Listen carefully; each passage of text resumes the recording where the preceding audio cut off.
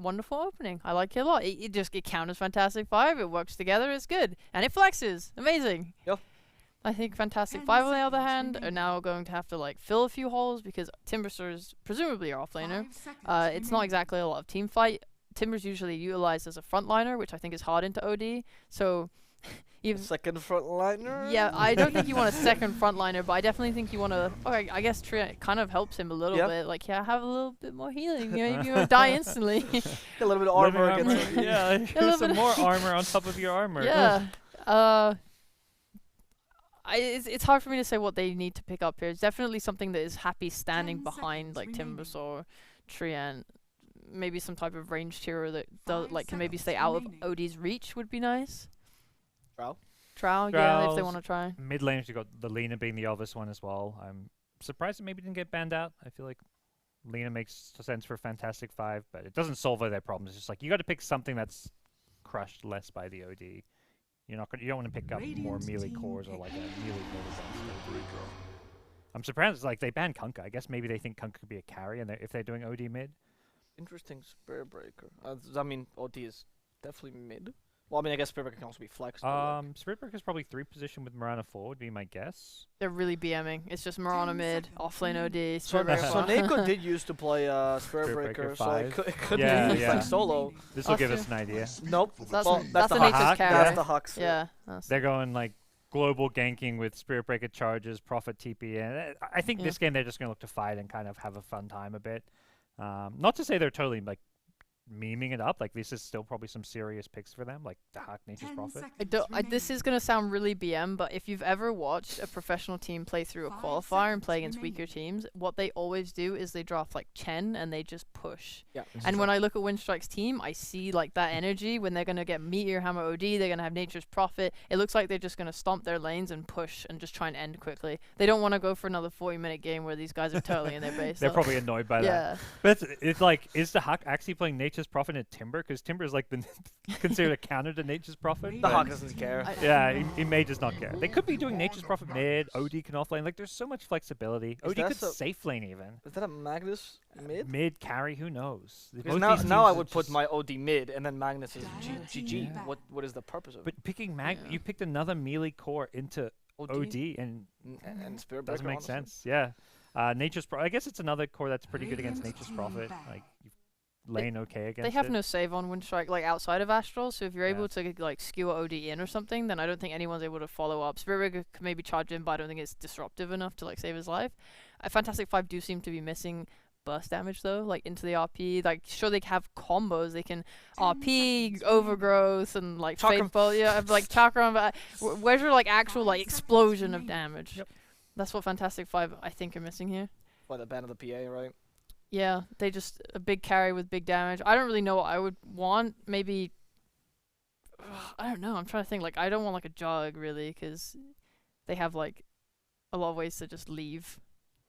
Same issue with like any hero that's decent against OD will struggle. Like that can use Empower because it's Jug Lifestealer, right? What you think about, and they both suck against the MP. Well, maybe Jug is okay. Who's in the pool?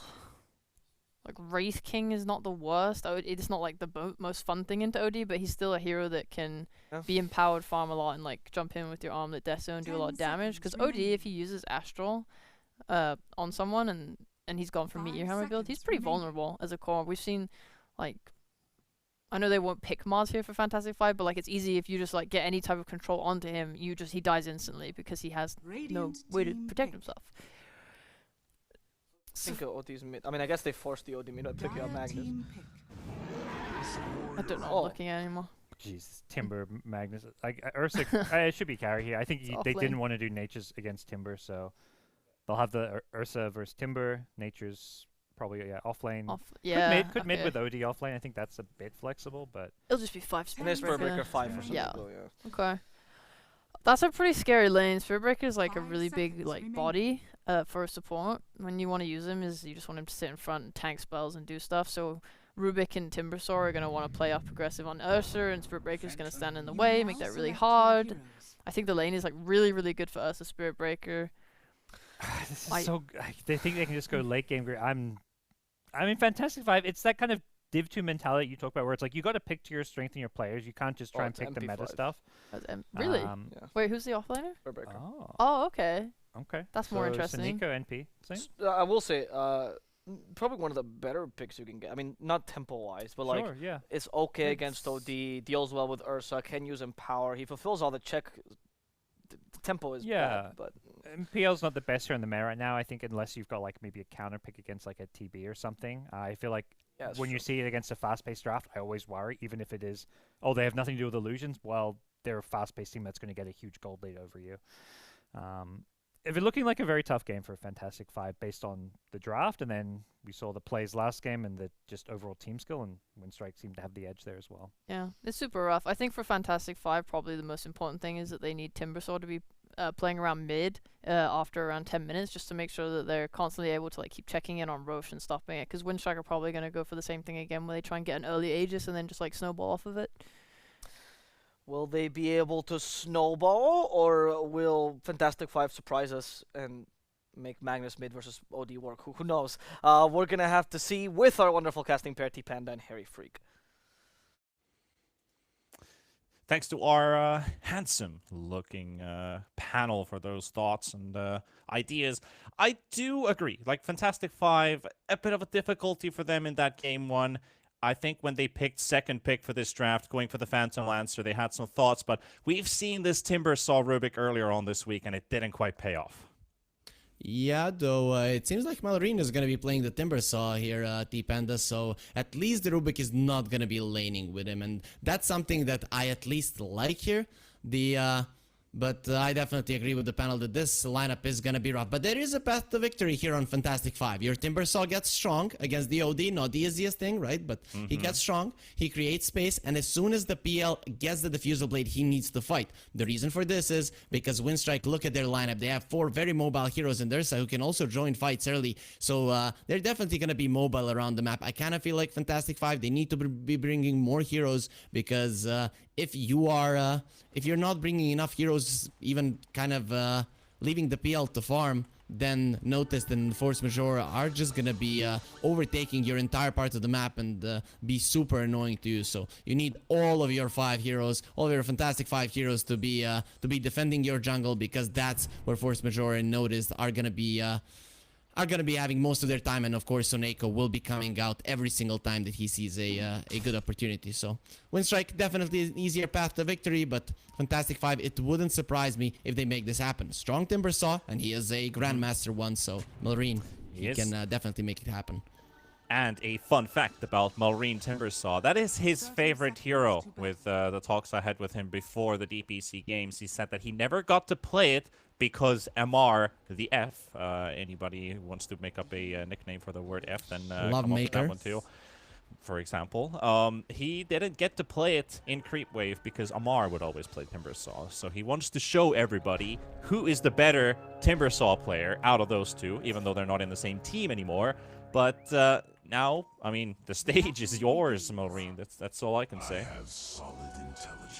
So the lanes here might not be as important as in the previous match. Fantastic Five, they don't need to crush the lanes. They just need to not lose them. They need to not get ran over. They have a good lineup to stop the push from happening. You put the Timbersaw in front. If he's tanky enough, you have the Treant somewhere there in the back to protect him. And Fantastic Five, if their OD isn't showing, you go back. If he's showing, you know that you're gonna be okay. So Fantastic Five definitely have a bigger chance in this one than they had in the last one, but it all comes down to them actually allowing the Rubik to lane with the Magnus and not with the Timbersaw, where he would just move out of the lane and do absolutely nothing. I agree. Like, there's so many things that comes to the importance of this laning stage compared to the last game, for example. Winstrike, they came out winning 2 out of their 3 lanes. Pulled off a great net worth lead, started to take away map control, early pressure, early towers. They got the bottom tower in 6 minutes with the rotation from their Invoker. So with that, I feel like Fantastic Five, they got to keep up with the tempo that Winstrike will be applying, because they have a lot of mobility in this lineup. They always have a +1 for ganks with the Nature's Prophet. There might be a Spirit Breaker charging on you. You've got to be on your toes the whole game. Yeah, and they have good catch as well with the OD. So OD is on one part of the map, the Spirit Breaker is on the other. You don't know where the Mirana is, and the Nature's Prophet is split pushing the wave, but you know that he's gonna be coming soon. So Fantastic Five, they need to be attacking here hard, and now on the top lane, they are in some trouble. Deira is in very low HP, still quite difficult to chase under the Nature's Grasp. That does slow down the Spirit Breaker, especially who doesn't have the highest movement speed. Though, notice Bottom with lane? this pause 3 Spirit Breaker, yeah, bottom lane. Lopez will be the first blood, and a kill on Seneko. That does mean the Nature's Prophet, well, he's level 2. He could opt to level teleport here as his TP scroll is put on cooldown with that. Still, first blood for Winstrike. We'll see what he decides to do. Probably will go for the TP, considering that the Sprout in the lane against the Magnus probably won't give you that much. But for now, he's still not going for it. So we'll see what he decides in the end. He's happy with the teleport. Brings the Huck some boots. Keep them mobile. Mid lane, 14 to 10 in the CS department, so still pretty even. We actually discussed a little bit the pre-game with this Astral Imprisonment. The amount of mana it takes away from the Timber Saw is not really the main idea between this matchup. It does take a bit away from the Timber Saw, for sure. That's going to hurt when you hit level 6 and you have Chakram, because Chakram costs a lot of mana to cast. So if you have a lot of mana stolen through the Astral Imprisonment, it might put the Timber Saw in an awkward position where like, oh, I'm out of mana, I need help, boys. I was actually thinking, is the OD gonna go for max points in Arcane Orb and go for something like a Midas when playing against the Timbersaw? But it seems like that's not gonna be the case for Dodgen. They just want to play their lineup. It doesn't matter who he's laning against, because the OD used to be the counter for him, but bottom lane. Yep, they're able to move out the Hawk out of the way with the lift from Lopez. He didn't get to do much playmaking with the IO in that last game, so he hopes to now deliver it with the Rubik, but talk about plays. Saneko's blocked him in the trees, and he's trying to wave his hand for some surrendering mercy, but it's not enough. Saneko will pick up the second kill for Winstrike. Top lane. Yep, and make that 3. They're gonna be killing Deira as well. First, I think he was kind of distracted there from the Rubik, saying, yo, your brothers, your younger ones, they are kind of keeping him in place here to die. And while they were talking about it, the poor Treant dies as well. So the top lane now going pretty nice for Winstrike too. And these side lanes, I said, fantastic fight. They just need to not lose them. But it seems like it's too hard to do at this point, considering that Winstrike, their lanes are looking very, very solid. Again, just coming out really strong with this these early minutes. They're just going to keep it up, not let it slide between their fingers. For Winstrike, draft and laning is super important. Meanwhile, top, looking for a kill on Deira. Are we going to get it through? Looks like they will with the arrows connecting. A Realm, though, very hard to punch this Spirit Breaker. He might feel like a punching bag, but that one doesn't break. He's definitely going to be surviving those hits, and he actually doesn't even get close to dying. And of course, a nice perk for him is he can go back to base and just charge back. But on the bottom lane, Fantastic Five just trying to do some shenanigans against the Ursa lane. It's something that you need to do, but Seneko and the Hawk really outdoing themselves here on the bottom lane in terms of CS, in terms of denies, and of course just pushing back Fantastic Five whenever they get the opportunity. Yeah, exactly. Every moment they can, every opportunity that arises, they will take it to their advantage. And that actually brings up to the weekly spotlight with these player interviews. We actually got to talk with Mag this time. So with the coach from Winstrike, he highly highlights the Huck and Saneko in the team, about bringing the experience into the team, about Akbar, aka Saneko, bringing a lot of ideas with Mag regarding the drafts, the way that they built their strategies into the game. And this is their third reunion as a coach and player captain. So they're very comfortable working together. And like he says, I really believe in his potential as a leader and a captain. Yeah, from multiple players I've heard that it's not easy working from Soneko, that he expects just a second mid lane. Malorine might go down. Ooh, yeah. He survives that first attempt.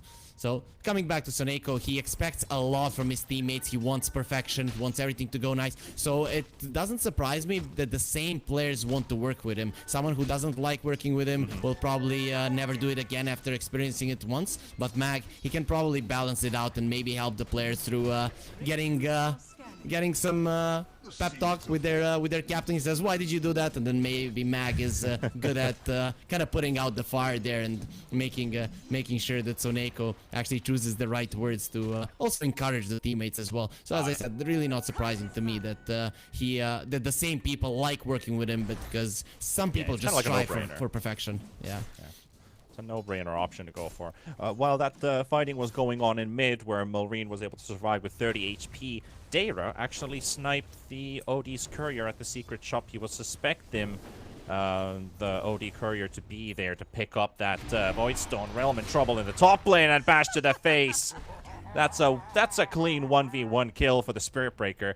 But Deira was able to snipe the courier from the OD, meaning that OD still doesn't have his courier for another 30 seconds, pushing down that Meteor Hammer timing by quite a lot. But still, that Spirit Breaker kill on top, that's huge.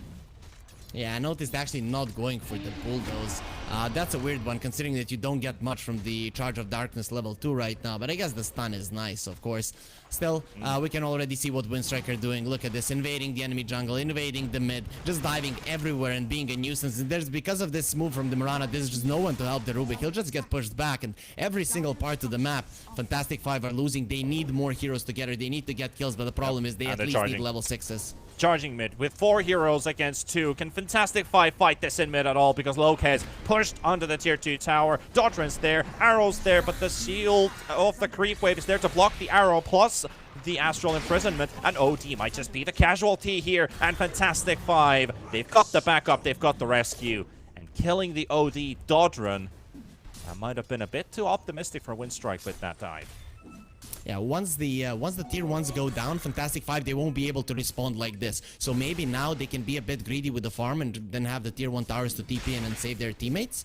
But as time progresses and as towers starts falling, it's gonna be tougher and tougher. So the OD not having that Meteor Hammer really helps them to delay it just a little bit. And now Fantastic Five, they're gonna be the ones going into the enemy jungle because they know it's better for them to force the issue than it is for the enemies. It is, and again, Winstrike with a 2,000 net worth lead, just like in game 1 in the early minutes, and that's going to be an Arrow Prison, Meteor Hammer, everything on the Rubik, and drop the stones on top of the man. That hurts. There's nothing left but a wet puddle of this Rubik. Doesn't hurt anymore, at least for the next 12 seconds, but we're gonna have a pause, and it seems like Malrine is having some issues. He has some packet loss, and hopefully that does work itself out after a reconnect. It seems like the entirety of Fantastic Five not really having the greatest internet connection today. Maybe that's the problem, T-Panda, for them just not performing as well. Oh, it's definitely a nuisance. It's always on your mind if you have packet loss, not seeing animations, not hearing stuff, seeing glitches and teleporting. It's obviously gonna it's gonna bug you, annoy you a little bit. So it kind of hurts your focus a little bit. Players obviously won't let it impact, but I can tell you, it always does have a small impact because they always recognize it, realize it, and then they talk about it. So you might say you don't care. The fact is, a lot of people actually do care when they say they don't care. Yeah, of course. That's gonna be the case. I don't care about the outcome of this match. Huh? You saw that one. Anyways, mid lane, they're going for the push, But and Fantastic Five, they have to defend. Yeah, they're defending it. Even with the Stream Protector, not enough to heal this tower up. And an arrow connecting again onto Lopez. Lovely push. Still a deny from Realm, so no money provided. But a mid-tier 1 tower, that might be something that's going to impact Fantastic Five in the coming minutes. We'll talk about that Roshan, which Ursa has definitely set his eyes and his sights upon, with the Battle Fury also being built on as his first item.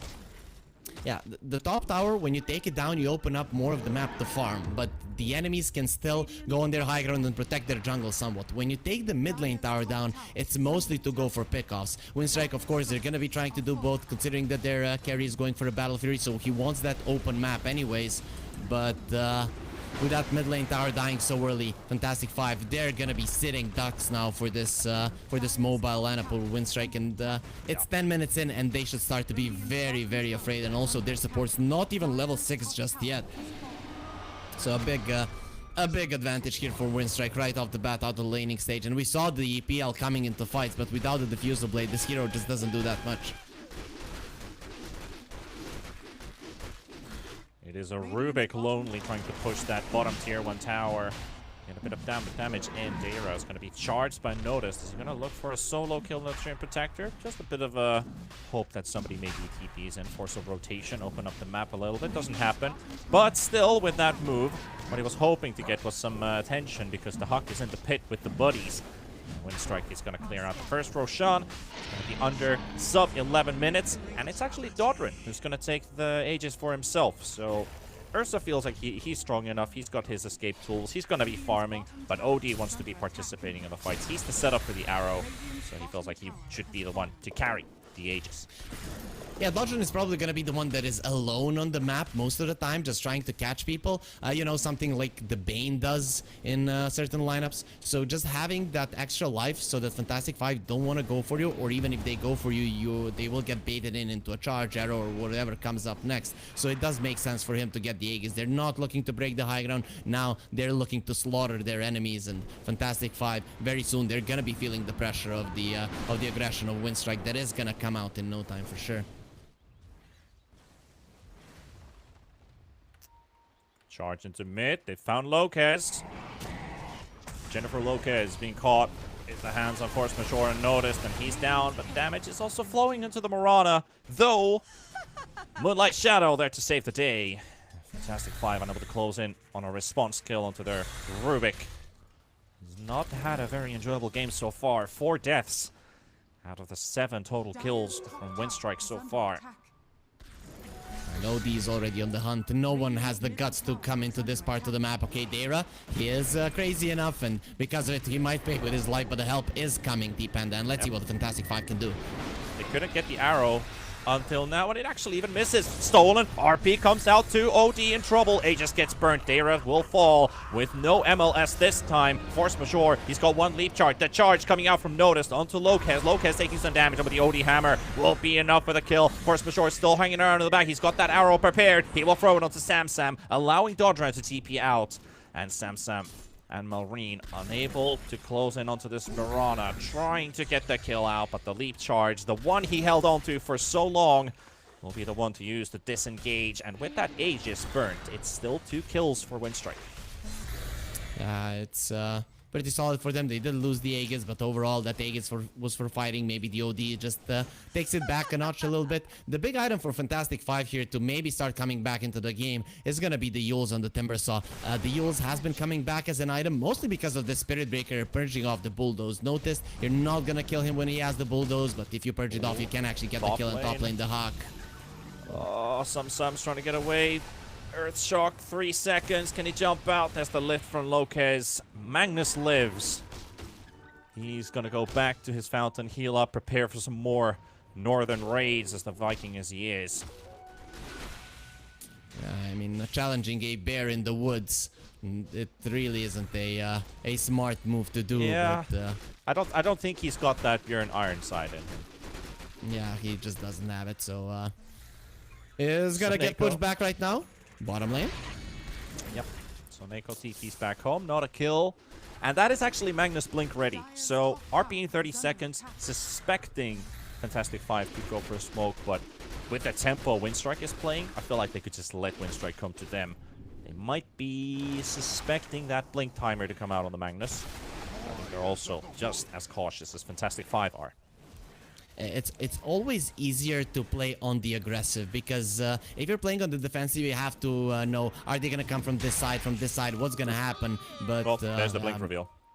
Yeah, so Force Majeure now knows. But if you go onto the bottom lane, catch Soneko, just do the same thing that you should have done in the previous one. Kill the annoying hero that is split pushing you, and then the map will open up, because Winstrike will not have that much info around the map. So if the Mirana is in your jungle, kill her. If the Nature's Prophet is split pushing the bottom lane, kill him. And Fantastic Five, they go for a smoke, and I'm hoping that they just don't hesitate, kill whatever is moving in the enemy jungle.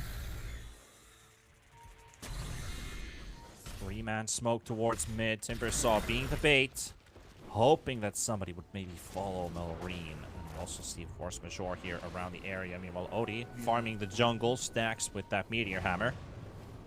If they find the OD, that would be a prime target. Sadly, OD's already moving out. Noticed is in the jungle too.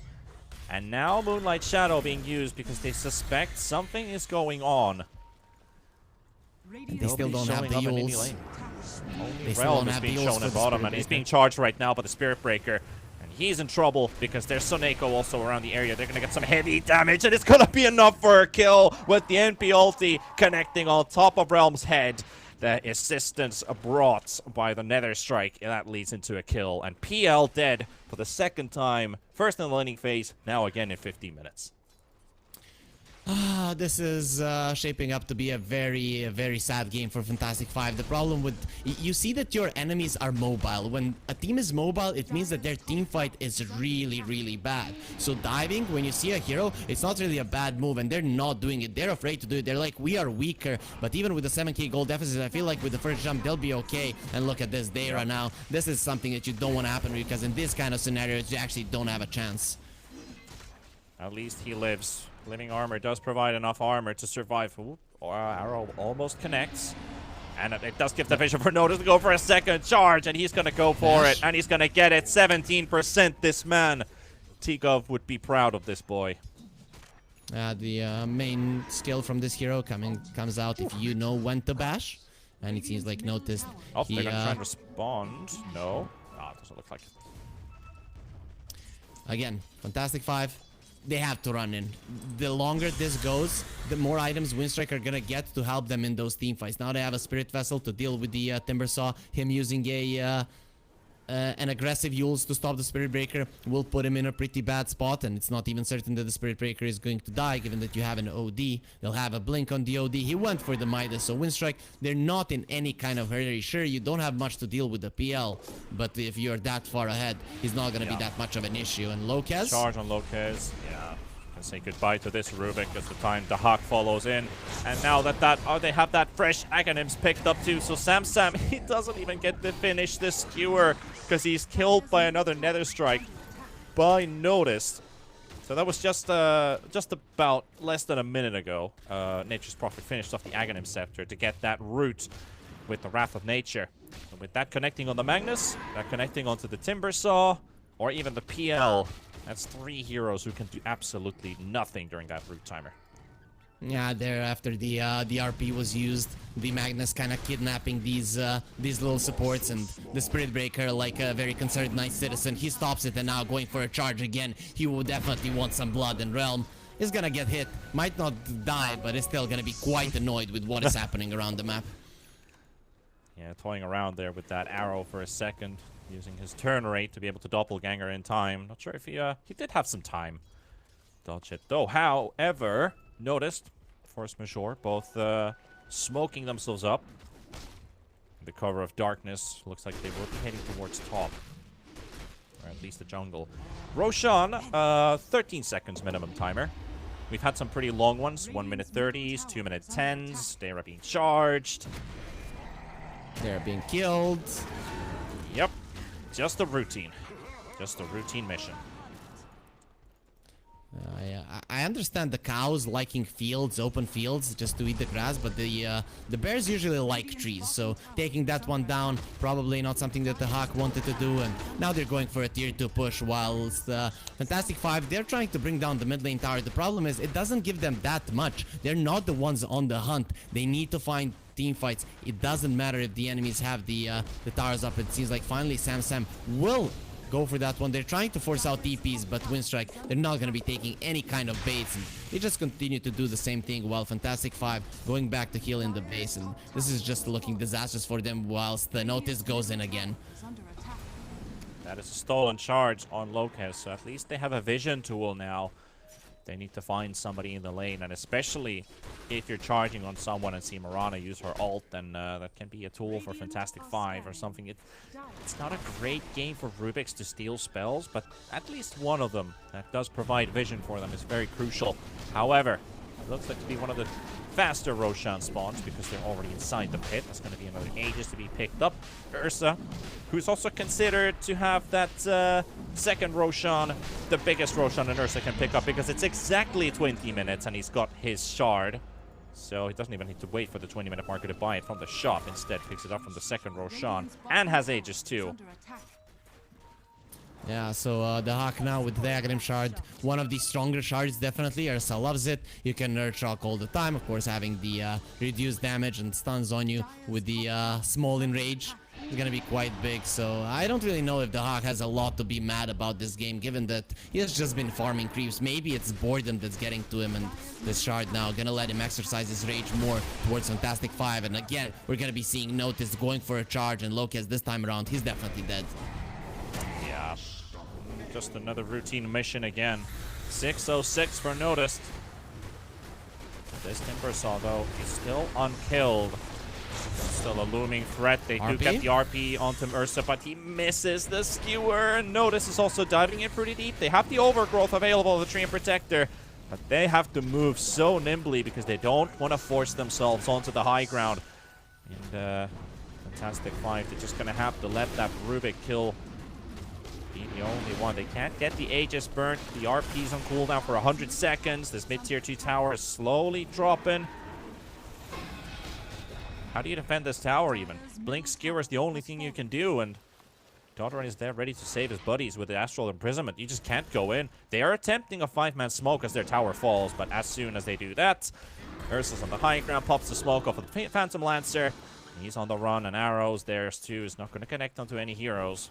Strike's already in a safe position. Sam does find Dodger, and that could be a very good kill if they get this kill onto the OD. The save is there. Getting the chance for Winstrike to regroup, and Teira is already down. He doesn't even get to use his ulti, but that NP ulti does connect a lot onto Fantastic 5's heroes, and Dodrin. He ends up going down. Malrine will be able to get one kill in between, but the Huck, he's also dropping low. Aegis burnt. Realm is actually doing a lot of damage on this Phantom Lancer, and it's still a possibility. It's a 2v3, and Realm is trying to get to the high ground, and he's able to. Noticed has no vision, has no charge.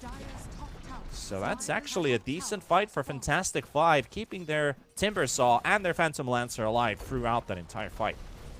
Yeah, imagine how T-Panda, when the difference was 6-7k gold and Realm had his Diffuser Blade, if they just went for a fight, they might have been able to win those against Winstrike. You saw this was without the RP, you just get a good jump and you finish off the OD. Sure, it took you some time, but that's why you didn't clean up. If they killed him immediately, Winstrike, they would either run away or get destroyed in that one. So Fantastic 5 definitely not understanding how they need to play against Winstrike. And Winstrike now, fairly soon, they're gonna be ready for a full 5-on-5 engagement once the OD gets his BKB. But the thing is, with the map being open up so much and the top tier 3 dying, Winstrike, they don't even have to give a fight to Fantastic 5 any longer. They're so mobile, they're so elusive. Fantastic 5, they can maybe get 1 or 2 kills, and if it's the Spirit Breaker breaking smokes, it's not even 100% certain that this guy is going to die. So Fantastic 5 in a really bad spot right now, and Winstrike, they just need to choose how to play with their food. Yep. Also, that Ursa Satanic's going to make things a lot different because he can now also dispel the overgrowth. He's got himself a big healing tool for those fights, which PL isn't your burst damage type hero. Like, okay, if you have 10 illusions hitting right away with that Diffusal Blade, yeah, you will do a sizable amount of damage right away. It's not going to be enough. Notice is diving the high ground here, and with the help of Nature's Wrath. Oh boy, you're not even safe in your own base. Whose base? Notice's base? Notice he's gonna be claiming the entire territory of this map. If you show there alone and you don't have your friends, you're gonna get pushed back for sure. And Winstrike, as I said, they're definitely choosing a way to play with their food. Now they send Fantastic 5 to the base, and they're gonna allow them to stay there. I heard the panel say they are annoyed by 40-minute games. To be honest, I kind of feel like Winstrike are enjoying this. They're like, okay, let's just destroy these guys. Let's destroy them mentally completely, and it might be fun for them, because they're doing it again here, T-Panda. In somewhere, someplace, Mag is smiling, but it does feel like the entire Winstrike team is also having fun. And Dodrin, he has been getting better game after game. He's so slowly starting to solidify his place into this Winstrike roster. The fresh member of this team, too. Going for a Scotty up next. And with this 4-man smoke, Teira might be the one to walk in on them. Yeah, he's found the ward, but he's also found the enemy. And Malrine wants to go in. Okay. Very optimistic. The Hawk only takes 200 damage from that Chakram. Dodron smoke pops. Force Majors, it also pops. Samsung waiting on the high ground. He doesn't want to miss his opportunity, and they might just be able to kill the Spirit Breaker on top of the hill. He pops his BKB. The save is there. The Meteor Hammer coming in as well from Dodger, but he does get targeted by Realm. Realm doing a bit of damage here. Samsung is already down before the RP goes out. The Magnus has no tools to live. Realm gets the jump on the high ground, but he's also stuck on top. But can he get out? He's got no TP. He's not going anywhere. Malrine trying to save him there. Notice getting some damage in from Malrine, and Timber's able to get one to Hawk, also diving right behind, but the prison is there again from Dodger, and Saneko standing on the sides. Saneko's literally just, he's just dewarding a ward because why the heck not? While the fight's still going, Malrine gets himself to safety, and it's a 1-4. It's a 1-for-5 actually, because that's a dieback on the Rubik. We saw some really funny plays in this one. First, the Spirit Breaker on the high ground taking way too much damage because of it. But then the Magnus jumping into the Meteor Hammer. That's why the RP didn't come out. Of course, even if it did, it probably wouldn't have changed anything. But still, at least it feels super bad for Sam. Now Saneko getting burned down. And the Malrine, he hates trees and he definitely hates guys giving them life. So he'll destroy Saneko. Does. Flamethrower is doing some work, but as soon as the Hawk shows up, that's the moment for Timbersaw to leave. Those claws, they punch straight through metal. And that Timbersaw runs out, but that's a support kill. That is a +5 and H's profit, 5th in net worth. So that's a sizable chunk of money, 600. Not bad. Do you think maybe the Ursa had some Wolverine-type procedures done to him, considering that he can cut down through the Timbersaw? This guy's armor, it's pretty strong, and naturally goblins are pretty good at making things.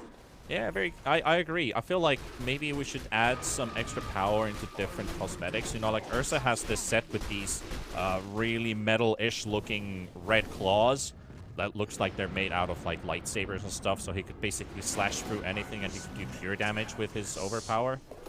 Yeah, I don't think we should do that. Still, I agree. Ursa just does a lot of damage. And what is he actually building out of this Eagle Song? Maybe a butterfly? Yeah, I guess it is. Because the PL doesn't get a Monkey King bar, and just with the evasion, that's pretty much the percentage of damage that you're taking away from the PL. So Realm might get gone on now. They know which one is the real one, but yeah, he is in a ton of trouble right now. Yeah, he's definitely in a world of hurt. Able to run out, and that force of nature that does a lot. Notice RP does connect, and looking for the kill onto the Spirit Breaker. BKB pop. The Huck also pops his, maybe a bit prematurely, and Winstrike, they're on the run. Fantastic 5, they have an opening here, but they need to find a kill right now, and they won't be able to find Notice. He TP's out. So Neko TP's out, and the rest of them are also disengaging. So again, Fantastic 5, they are left without a kill. Fun fact, we talked about the Timbersaw Rubik being in the same draft. Earlier on this week when we saw this, that was with Nemiga versus Hydra in game number 2. Nemiga scored 6 kills with Timbersaw Rubik. Are we seeing a repeating pattern? Nah, it's over. So that game is over. This one's still going. I think that's the big difference. The Hawk jumps on Dara though, and he gets a quick kill on the tree. Yeah, I was about to say it's over for the Fantastic 5. If it happened earlier, you need to learn from history, and it's gonna happen again. It seems like 6 kills is the you can't beat that. You can't get 7. You can't get more with the Timbersaw Rubik. It's just how Dota works, you know, and Fantastic 5 just repeating history. But again.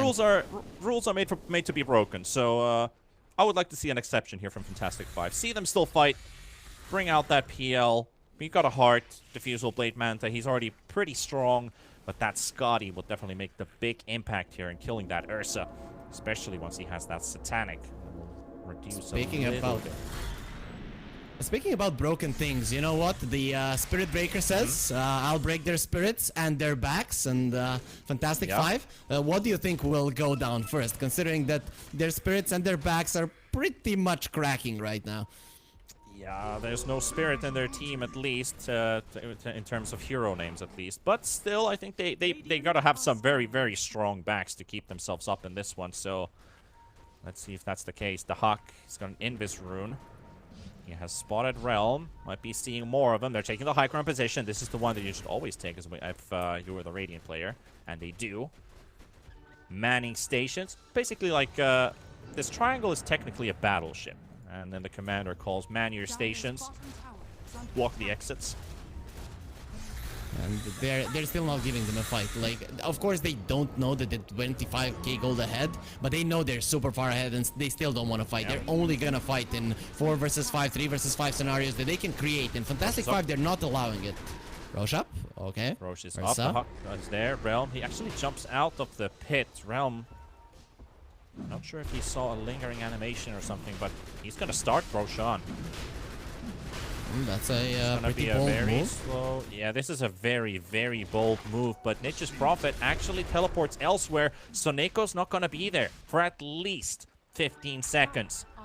Dire scan being used. I want to make sure nobody's outside of the Roche pit. 4-man smoke from Winstrike. They need to time this perfectly because they still have 5 seconds on that TP. They've got the arrow. The Starstorm reveals are inside the pit. Roche is down to 3k HP. The Huck into the pit. He's going to go and try and steal this Roshan for himself. He's opened up the inventory slot. Look at the agent for himself. Who's going to be taking it? The Huck will take it. The kill walls. They'll go with the RP. Will connect too. And it's going to be a big fight for Fantastic 5. They need to survive, but they will not. And Winstrike, they're just running them over. And again, the slideshow continues. But GG will play this called. Fantastic 5, they have had it. They were not able to secure that Aegis. If they did, it would have given them a fighting chance. But this one, yet again, continues to be a 2-0 series. Yeah, it's gonna be 2-0 again. I have to give props to Fantastic 5. At least there towards the end, they understood how they needed to play. Just sending Realm up front to make sure that the enemies go on him. You probably can't burst down the PL before he uses all of his spells, and they were just waiting in the back. The problem is, when it came down to dealing the damage, Winstrike, they were taking none of it, and of course the fight at some point, you will lose it. It's exactly what happened in Winstrike. They score a victory, and of course Fantastic 5. I told you, Panda, I told you can't have more than 6 kills, and you did, and 6 kills was the limit once again. Fantastic 5, though, I think what they want to take right now is a bit of a break to discuss and think about what went wrong. What can they still improve? Is it with the laning stage? Is it with the early mid-game decision-making? You talked about they should fight early with the Phantom Lancer, which they didn't do. PL usually considered a hero that needs like 1+1 item to be effective, usually Diffusal Blade into like Yasha, and then you're good to go. So should they have already fought with the Diffusal Blade? Was there any options for it? And is there any weakness they could find from Winstrike, or did Winstrike just play such good Dota here today that they straight up deserve that 2-0 series? I think we'll find out from the panel. We're done with this series, so let's hear what they have on their minds.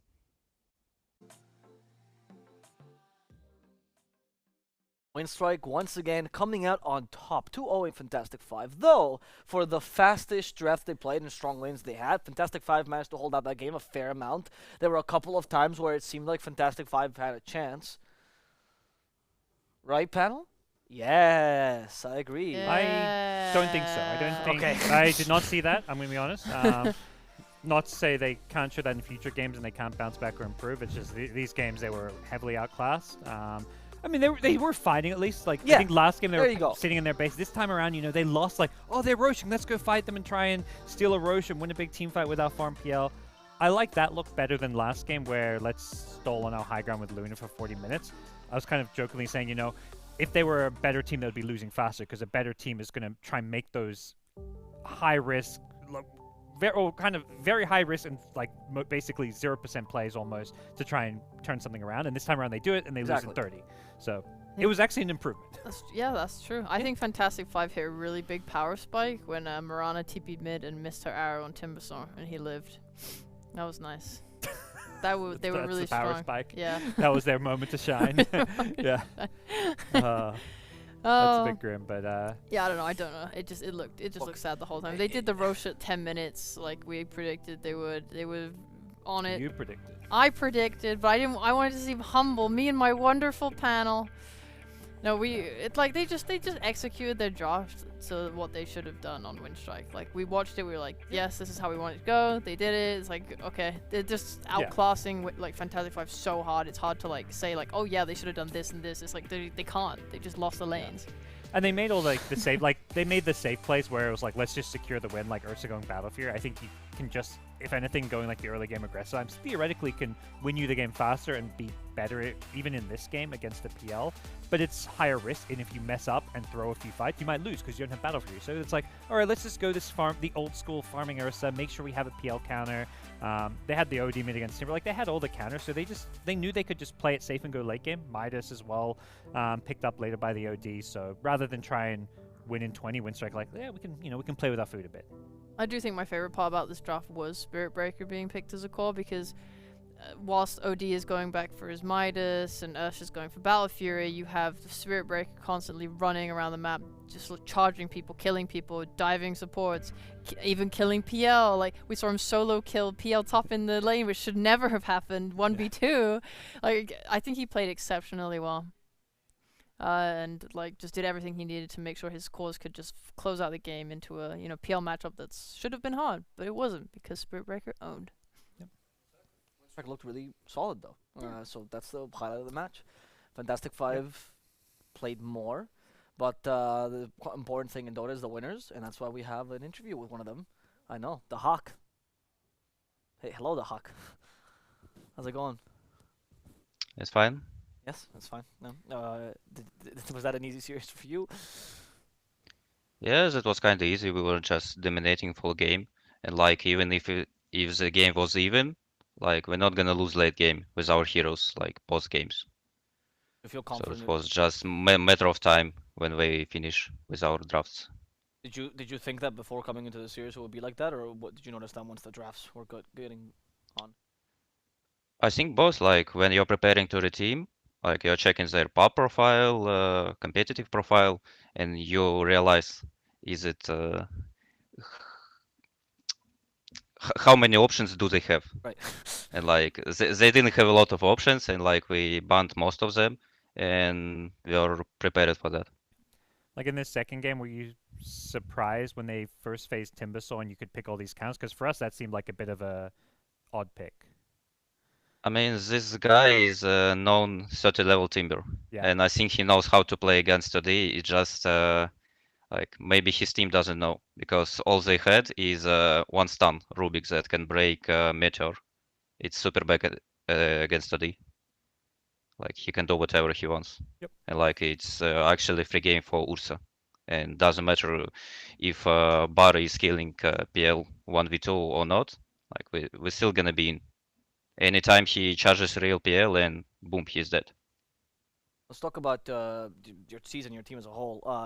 Last season, somewhat rocky with Prosti Esli. This time with Winstrike, actually looking strong. What are the differences for you in the teams? How are you feeling this season, or this tour rather? I mean, it's not a team like last team, this team. It's not a team. It's just a stack. Like we're trying to play with each other. Okay. Team is something like when you're winning, when you're friends with each other, and so on. At this moment, it just work. Okay. And like we need some results. We need some wins to be a team, to become a team. Fair enough. Is Winstrike helping you out? What are they doing to aid you in your wins? Right now, not a lot. Just a slot. Like playing open quals, it's kind of hard, but in future, we're gonna have a boot camp and so on. Nice. You guys looked super convincing today. I'm curious if you've like been practicing against maybe any Division 1 teams. Do you think your team's at a point where you can, one, qualify for Division 1 and then also be competitive there? Or do you still have to improve a lot first? I think we need to improve a lot. Like we're not on a high spot right now. Like we were better like months ago, maybe 2 weeks ago. Like we were playing against OG, against VP, and so on. Like we were winning sometimes, and at this moment we are not in a peak. So if we get to our peak, I think we can get to Division 1, hopefully. Will we get to see your visage before you get there? I want to see that again. I have a lot of signatures, so it's gonna be time. You can't van too many signatures. Yeah, Nice. exactly. Yeah. Okay, can I ask? It's not related to the game. What is that sombrero in the background, man? What was that for a costume? I mean, it's for the memes. Like Ah. I used to be a famous streamer, and I had the hack Bazado, and like Nice. Okay. so it's for the memes. Any final questions, panel? Oh, okay, good. great. The Hawk, thank you so much for joining us. It's a pleasure. We wish you luck next week as well in your next encounters, and congratulations once again for your win. Good luck this season. Thank you. I think my questions brought forth the most insight from that interview. I was very impressed. Thank you. Yeah. I really went deep into my brain to come up with something good. You know, yeah. That was interesting. The honesty sometimes you get. I'm glad we got the background on the sombrero. That felt like crucial. He had the shirt Yeah. ready to go. Yep. Right. Yeah. Winstrike won't be happy. He's not wearing the jersey. That's true. He did promise he's gonna play more signature heroes, so I'm hoping for that. Yeah. I'm hoping MP. I'm hoping Visage. We see the standings now for Division 2. We see that Winstrike is now in the middle of the pack together with V Gaming. The top leaders are going to be CIS, Rejects, Gambit, Esports, and Hydra. And it's interesting because if we now can check out the remaining schedule, we should give a shout out to the game that is coming up next. Oh, sorry, that's tomorrow. We'll talk about this in a second. Tomorrow's schedule is for SCA. We're back to that region. We're going to start with a Div 2. It's Army Geniuses versus Talon Esports. Army Genius is a team that was looking really promising the last season, but unfortunately lost probably one of their best players, Mamang Daya. Let's see if they can still make it without him, as Talon Esports desperately needs a win to, at this point, even stay in Div 2. 0-2, yeah. Yeah, they really cannot keep losing. And then for the rest of the schedule, Fnatic has to literally prove themselves against Boom Esports. If there's a match that they need to win and they want to get top 3, it's against Boom. And Motivate Trust, we'll see if they can do the same against SMG, their first big matchup, whereas SMG come from a loss, but it was against a really strong team. So honestly, not that big a deal for SMG. They can recover. Yo, those are such hype matchups actually, because Yes. I've been like having trouble like sorting the top of C, like in the middle of C, like the teams, This like is trying what to. sorts it. Yeah, I'm trying to power rank them, and this, woo, is gonna be good.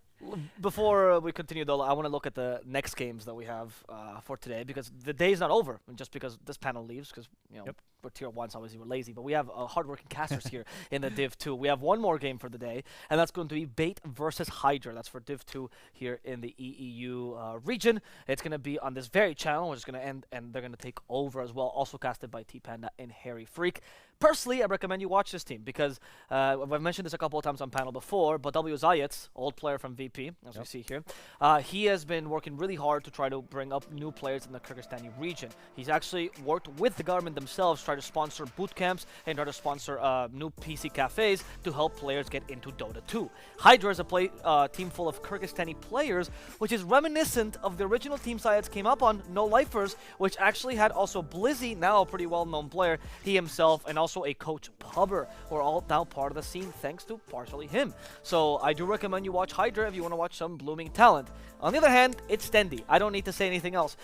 Bait has one of the most beloved players in Dota 2. For some reason, also people like to come and attack him, but he's a great guy and one of the best talent scouts EEU has had. Currently, 2 teams in Upper Division, or in Division 1, sorry, carry his players. Empire, who's not doing so hot, and Hellraisers, who's doing really hot. So it's a good chance to check out any potential new blood for Kyrgyzstan and in general for the EEU region. Great things. Hydra's 2-0. They beat this Winstrike team who look impressive. So They look hype. that Kyrgyzstani team could be one of those teams we see in Division 1 next season. Yep, it's true. I was gonna be mean, but I don't. You spoke so nicely of Dendi. I don't want to anymore. I like the guy. I'm sorry. Congrats to Hydra for the 2-0 tomorrow. I got to cast him for Tomorrow. Tonight. Tonight, It's sorry. tonight. Yeah, don't go anywhere, guys. I'm sorry. But, I mean, yeah, great series I know. coming up and amazing series tomorrow for SEA. So definitely, can't wait for those. Certainly. We do recommend that if you want to, keep checking out the series, if you're interested in SCA or EU, particularly the English coverage, you do follow this channel, and that way you get notified whenever we go live with more Dota 2. Anything you guys would like to say before we end the night? I just think the games tomorrow are gonna be so hyped, so everyone should definitely tune in and watch with us. Yeah. Yeah. What she said. Yeah. And also go watch the bait game. Yay! Go watch the big game. Yay! Whether you're here for the new talent or whether you're here for the classic SCA matchups, we love every single one of you. We know you're Dota fanatics much like us, and much like us, you have to at some point to go to bed. So we're going to leave you here with T-Panda and Harry Freak for this wonderful last matchup. We do recommend you stay, and if you don't, we'll see you tomorrow for some SCA. We hope you enjoyed. Have a nice day. Goodbye.